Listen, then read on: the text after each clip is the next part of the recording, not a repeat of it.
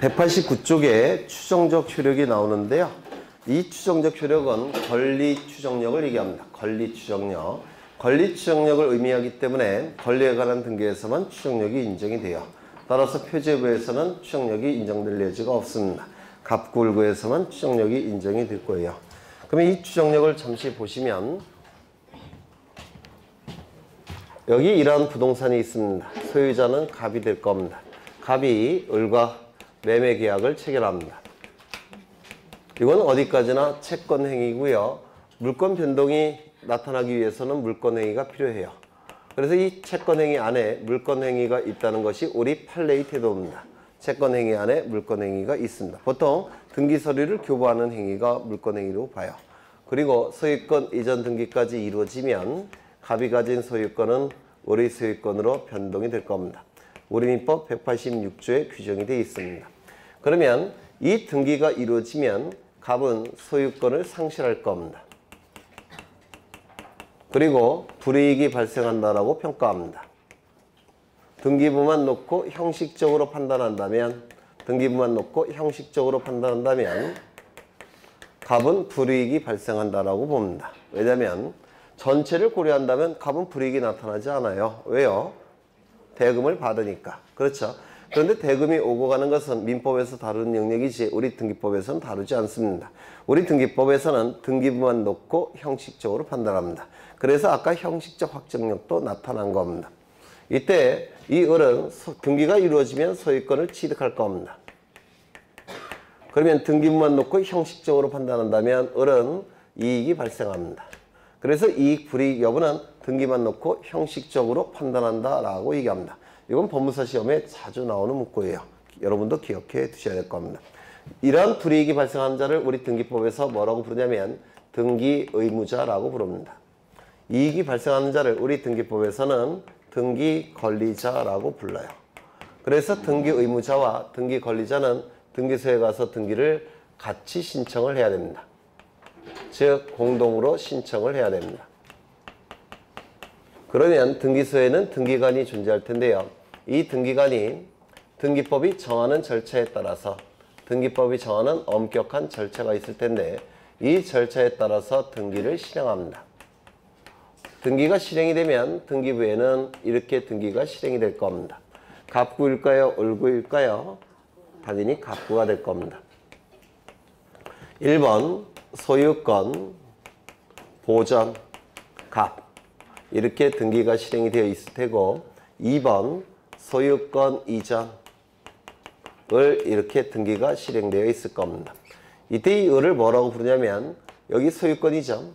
소유권의 등기 명의인이라고 부릅니다. 등기부에 이름이 올라간 자를 등기 명의인이라고 불러요. 이 등기 명의인에게 등기된 권리는 뭡니까? 소유권이죠. 등기된 권리인 소유권이 존재한다고 추측하여 정하는 힘이 이 등기에는 있더라는 겁니다. 그래서 등기 명의인에게 등기된 권리가 존재한다고 추측하는 힘이 이 등기에는 존재하더라는 겁니다. 이를 등기의 권리 추정력이라고 부릅니다. 등기의 권리 추정력. 여기서 추정이라는 단어는 법률 용어인데요. 70에서 80%는 신뢰할 수 있다는 뜻입니다. 이게 추정이라는 법률 용어예요. 간주한다, 본다, 의지한다. 이는 100%는 신뢰할 수 있다는 겁니다.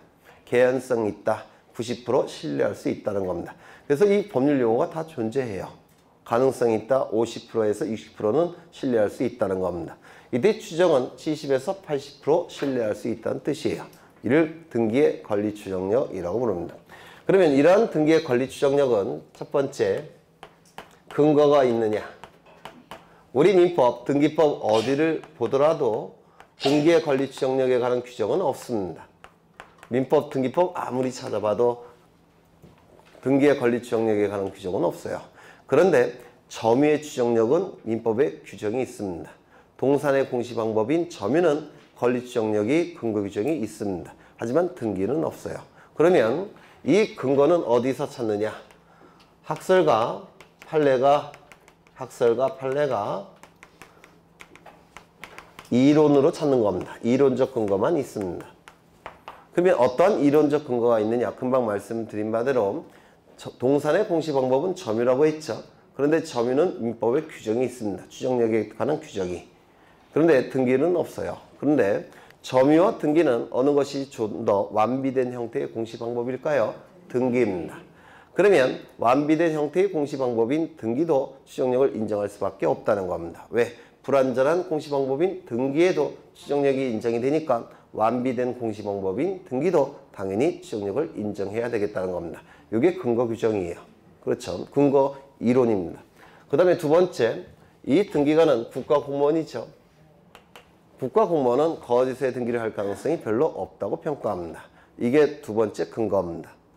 그 다음에 이 등기는 등기법이 정하는 절차를 다 통과해서 이 등기가 나온 겁니다. 맞습니까? 거짓의 등기라고 한다면 통과를 못했을 겁니다. 따라서 등기는 70에서 80% 정도는 신뢰할 수 있다는 겁니다. 그런데 가장 중요한 근거는 뭐냐면 만약에 이 등기가 거짓의 등기라고 한다면 예를 들어서 이 금액이 매매계약이 10억인데 매매대금이 10억입니다. 그런데 을이 여기다가 15억이라고 기록한다면 15억이라고 기록한다면 요 값은 양도소득세 더 많이 내야 되겠죠. 맞습니까? 그렇죠. 만약에 7억이라고 기록이 된다면 이때는 어떨까요? 이때 을의 입장에서는 어떻게 되겠습니까? 취득세를 조금 내겠죠. 따라서 이렇게 거짓의 등기가 나타날 가능성이 있습니다.